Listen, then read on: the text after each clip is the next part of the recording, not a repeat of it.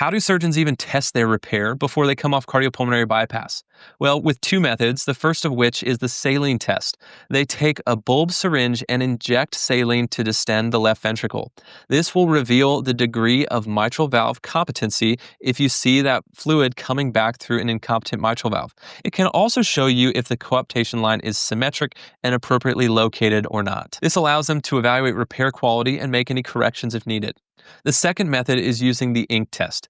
This is where you fill the left ventricle with saline, you ink at that coaptation site, and then you evaluate the coaptation line to make sure it occupies a posterior position within the mitral valve orifice. The surgeon will want to see a ratio of 3:1 of visible anterior to posterior leaflet areas. This also can help determine the depth of coaptation for each leaflet. I mentioned earlier that the goal coaptation length is 4 to 10 millimeters.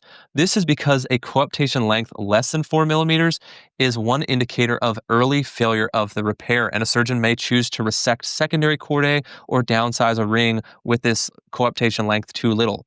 However, a coaptation length too much would be greater than 10 millimeters, and this predisposes patients to SAM. Something that may have to be performed here is actually upsizing the ring that was put in or performing posterior leaflet height reduction.